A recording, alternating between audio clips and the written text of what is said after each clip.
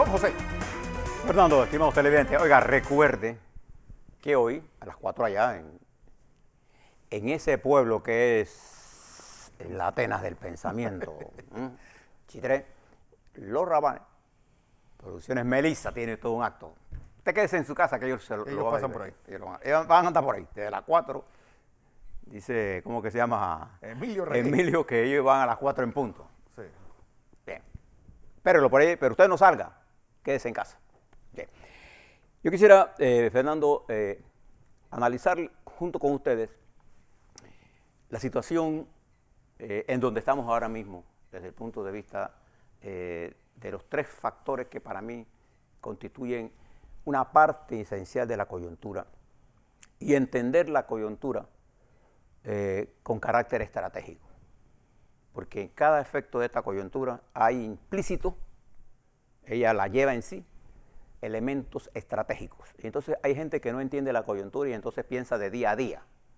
Normalmente uno debe pensar no solamente en el día y en el día siguiente, uno debe pensar en forma estratégica y entender y analizar la coyuntura desde el punto de vista estratégico, una cosa que usted debe tener siempre en la mente. Esta coyuntura tiene 3 vertientes importantes, no es la única. Siempre, y es otra cosa que usted debe saber. Siempre que usted hace una abstracción, va a dejar por fuera algunos elementos. Procure no dejar los esenciales. Porque si deja los esenciales, su abstracción no sirve. Bien.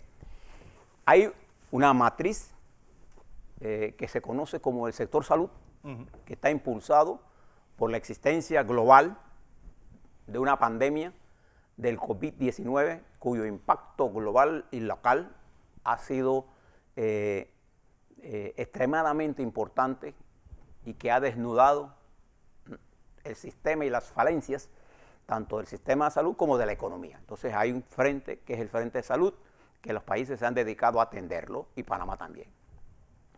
Hay un frente económico que se abre en el momento en que se toman medidas y que es el frente más complejo que vamos a enfrentarnos, el más difícil, el más doloroso, porque nosotros en el mundo tenemos muchos desempleados y en Panamá hay mucha gente desempleada y la forma como abordemos el tema económico va a decir mucho de la calidad de pueblo que somos. Hay un componente que ya al bajar la tensión del coronavirus en Panamá, al bajar por los niveles en que nos encontramos, comienza a surgir con fuerza el componente político. Porque los apolíticos hablan de política diciendo que no son políticos. Y desde Aristóteles, que definió que el hombre es un animal político, siempre hemos sido políticos. Cuídese siempre de los que dicen que son puros y los que dicen que no son políticos, porque ni son puros y son políticos. Y son políticos. Pero hay 2 clases de políticos. Los que no entienden la política como ciencia y los que quieren usar la política para el poder, que le gusta el poder, pero no la política. Son cosas que usted debe saber. No, le gusta el poder, pero no el escrutinio. Sí, le gusta el poder para disfrutarlo y hacerse más rico. Pero no el escrutinio. Lo que quieren Entonces, es llegar... claro. Entonces, le voy a dar unas normas de objetividad para que usted evalúe lo que yo le voy a decir. Primero, recuerde que cuando hablamos en condiciones como esta y siempre, una información depende de quién se la dé. Si usted sabe quitarle el prejuicio a la información, la puede utilizar. Ahora mismo hay mucha información que está toda dirigida con sesgos, entonces quítele el sesgo y use la información. Una información depende de quién se la dé. Pero un argumento es independiente de quién lo emita. Alguien contrario a mi pensamiento me da un argumento a mí, yo debo valorar el argumento independiente de que yo esté de acuerdo o no con él. ¿Se da cuenta? Y 3, tenga en claro que desde las épocas inmemoriales la manipulación de la verdad siempre ha existido. Ahora lo conocemos como fake news y se han multiplicado como hongos por las redes sociales. Porque a la escondida, entonces, estos apolíticos y algunos políticos vestidos de apolíticos ahora utilizan las redes como instrumento de confundirlo a usted para manipularlo. Y yo le voy a dar algún ejemplo de lo que es la manipulación siempre ha existido. Le voy a dar un ejemplo panameño. Usted recuerda, Fernando, cuando el caso de los barcos norteamericanos, con bandera norteamericana, que estaban manejando los exiliados cubanos que hicieron una incursión en Cuba y que Fidel, los organismos de inteligencia cubanos lo capturaron. Correcto. El Daily Express. Bueno, y el avión de Hermanos Sin Fronteras. Entonces, de ese barco, que a bandera norteamericana, se generó una decisión del presidente Nixon y le pide al general Torrijos que mande un barco con bandera panameña a rescatar esos barcos y que como va a ser atacado, entonces los Estados Unidos atacaría a Cuba. Omar Torrijos se negó a esa operación y manda a Rómulo Escobar Betancourt a Cuba para que hable con Fidel Castro. Fidel Castro habla con Omar y se resuelve el problema, regresan los barcos y no hay invasión. La manipulación, los fake news siempre han existido. El Golfo de Tonquín es un ejemplo de ello. Rusia, especialista en eso. O sea, no es que es de eso es de un régimen, eso es, siempre ha existido. Todos los imperios, Sí. desde la Siempre. oreja de Jenkins, por Siempre. parte de los ingleses, Siempre ha los existido. franceses, todo. Entonces, ahora lo que hace es que se ha multiplicado mucho, que le ha permitido a un montón de charlatanes tener acceso a desinformar en la oscuridad del anonimato. Y entonces ahora para combatir eso, nosotros tenemos que ir a la fuente quien recibe esa información y ponerlos al tanto. Es por eso que nosotros abrimos todos estos espacios de discusión. ¿Qué está pasando en Panamá ahora mismo? Como ya se estaba resolviendo el problema de salud y hay que meterse en el problema económico, hay fuerzas interesadas en que la economía se mantenga como está. Aquí, en los Estados Unidos, en España, en todos lados del mundo. Porque hay un planteamiento en la sociedad que hay que hacer cambios estructurales. Y entonces ese cambio hay que hacerlos. Pero los cambios se tienen que hacer con el mayor consenso posible para hacerlo. ¿Y qué pasó en Panamá? El grupo de los apolíticos inició una campaña violenta contra el presidente Cortizo y su vicepresidente. Violenta. Asaltar el poder. Es un asalto a la mala. sistemático al poder para debilitar al presidente y controlar ellos la situación, producto de que también dentro de las filas del gobierno había una división. En ese, amparados en el coronavirus, montaron la misma estrategia. Y entonces, utilizando el modelo que utilizó Varela, de ajustar la justicia como instrumento de persecución política, y ahora no contando ellos con la estructura de justicia, pero sí contando con la experiencia que les dejó la lucha, el lawfare que montaron en forma sistemática, entonces lanzan acusaciones y comienzan a replicar, algunas con algunos niveles de veracidad, otros con claros indicios de ser noticias falsas, montan toda una operación dirigida al vicepresidente de la República y a los mandos superiores del gobierno para arrinconarlos. Y lo lograron durante unos días, con un volumen de producción increíble de noticias. Y cuando usted quita el polvo de la paja, ¿hay problemas de manejo administrativo? Sí hay. Por supuesto. Eso no es lo que estamos discutiendo. Lo que estamos discutiendo en el fondo es que el método utilizado por los apolíticos, que se utilizó en el quinquenio pasado, de hacer acusaciones en un periódico o en una televisora, O ahora en redes. o en redes, para desarrollar lo que ellos llaman las noticias crímenes y después montar investigaciones de persecución, o levantar auditorías forenses falsas, tiene preso un pocotón de gente en ese periodo, y otros bajo procesos todavía. Y las investigaciones de verdad de corrupción no se hicieron. Porque lo más corrupto en una sociedad es atacar los derechos humanos suyos, míos. Si yo soy un delincuente, aún siendo yo un delincuente, yo tengo derechos humanos que usted tiene que respetar. Por eso nosotros defendimos siempre los derechos ciudadanos. Porque incluso Movín tiene derechos ciudadanos que nosotros respetamos. Y usted nunca verá, por ejemplo, a este servidor retuiteando ni escribiendo tonterías contra nadie ni acusando a nadie de nada. De nada. Lo que yo denuncio es la instrumentalización de la política como un elemento de asumir poderes que el pueblo no le ha dado a ninguno de esos de los que montaron la campaña de hace días. Pero además de eso, replicado en los medios de comunicación, voy a dar un ejemplo. Lo que se hizo con el viceministro de la presidencia, lo hizo el periódico La Prensa. El señor vicepresidente de la República, actualmente Cayetano García, es un profesional que trabajó con Humbert. ¿Usted lo vio a la prensa atacarlo a él cuando estaba Humbert ahí? Bueno, que ese es el problema. Entonces, si yo le quito el prejuicio y además la información que usa la prensa es falsa, cuando se le manda la información correcta, no la publica. No la replica. No la publica. Ahí tiene usted develado lo que yo le estoy planteando.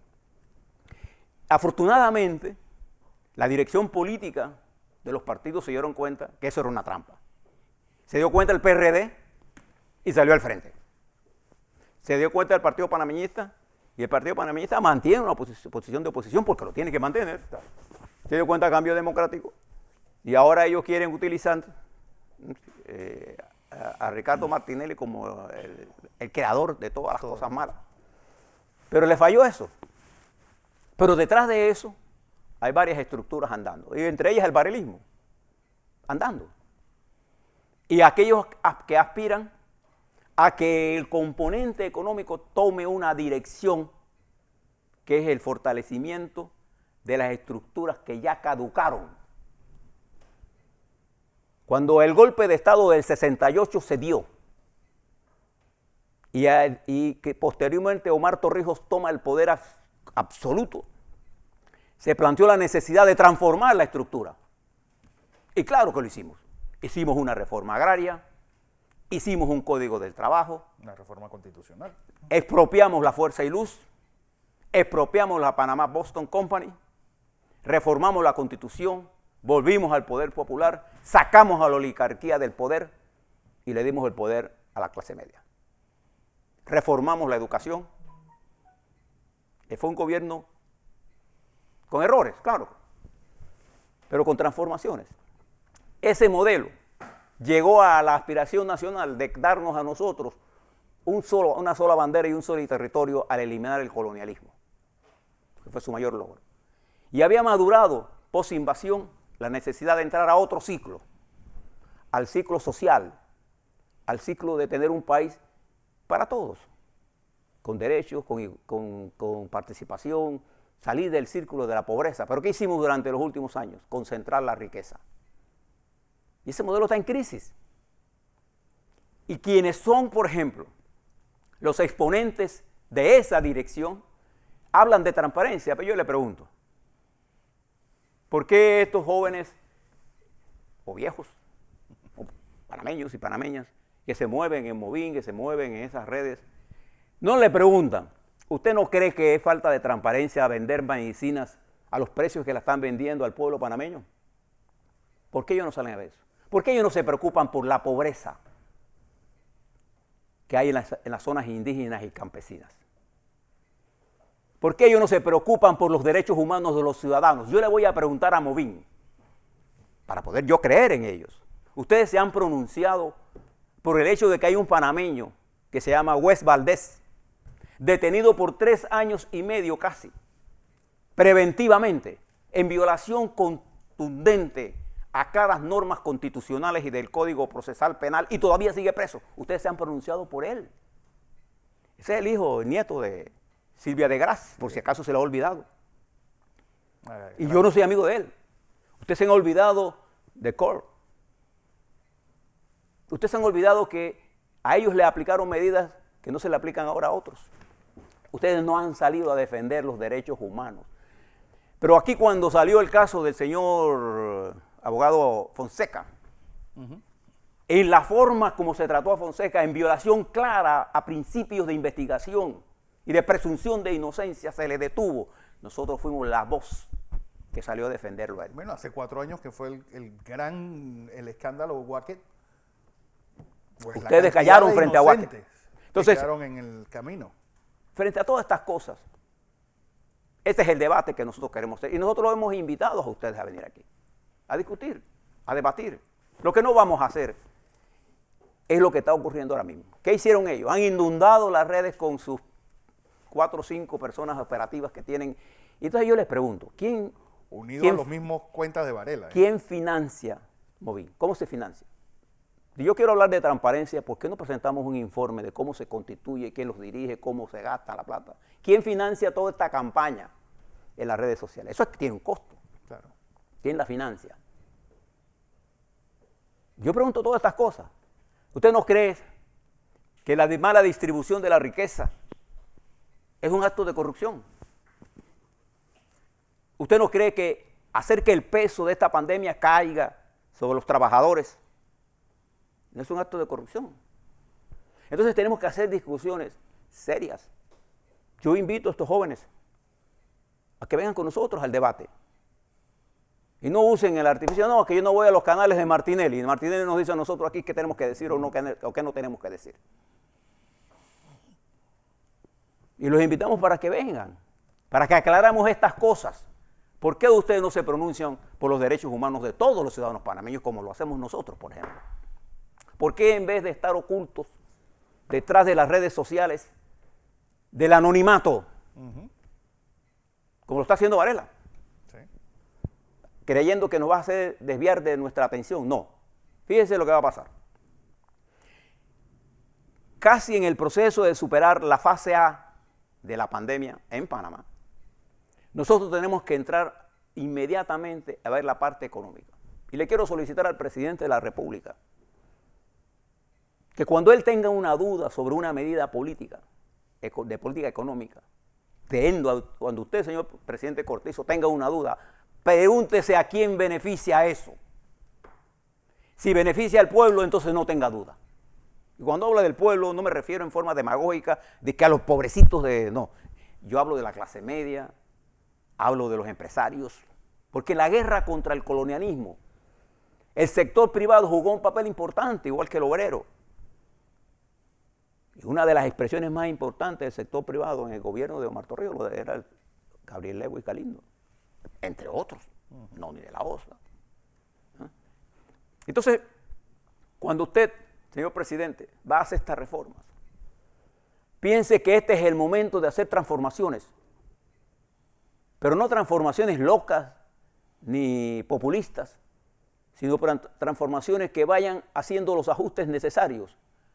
Recuerde que ante los que impulsan el populismo, que no nada más que es una visión efímera, incorrecta, de crear una ilusión, hay que actuar con realidad, hay que hacer reformas que sean sustentadas en el tiempo. Eso es una revolución.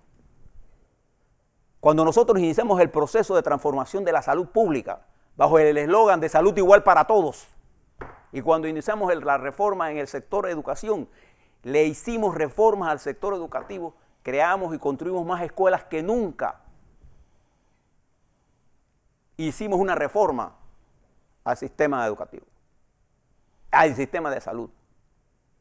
Ampliamos la red de atención primaria bajo el liderazgo de ese gran profesional y médico José Renán Esquivel. Entonces, ha llegado el momento de que tiene que haber la reforma del sistema de salud pública, la reforma educativa, la reforma a que nos permita a nosotros que el sector agropecuario se recupere, la necesidad de redesarrollar el sistema logístico, la necesidad de remozar la red eléctrica para que la matriz de generación nuestra saque de servicio aquellas plantas a las que usted está pagando, ineficientes, cuyos dueños montan campañas. Nosotros necesitamos crear una matriz eléctrica que nos permita a nosotros en los próximos 3 o 4 años bajarle el precio de la luz. A eso se pone algunos sectores, otros no. Y el presidente Cortizo, esto que yo le estoy contando, lo tiene claro. Lo que pasa es que no se han dado cuenta que todos los transformadores son objeto de una persecución feroz. Lo fue Omar Torrijos. Cuando nosotros discutimos los tratados Torrijos-Carter, pasamos en vivo y con traducción simultánea al español las barbaridades que se decían en el Senado de nosotros. Y las pasamos. Todas. Todo. Pero nosotros hablábamos con nuestro pueblo. Y saludo al PRD y a los partidos políticos que se dieron cuenta, y voy a terminar aquí, que se dieron cuenta que la acción de los apolíticos tenía como objetivo la liquidación del proceso político partidario para acceder ellos al poder absoluto y dirigir el destino del país, que hoy más que nunca tiene la perspectiva de seguir adelante, porque nuestros principales recursos estuvieron en nuestras manos. Y los mártires para lograr eso los pusimos nosotros. Así que cuando hablen de nosotros, hablen con respeto. Así es.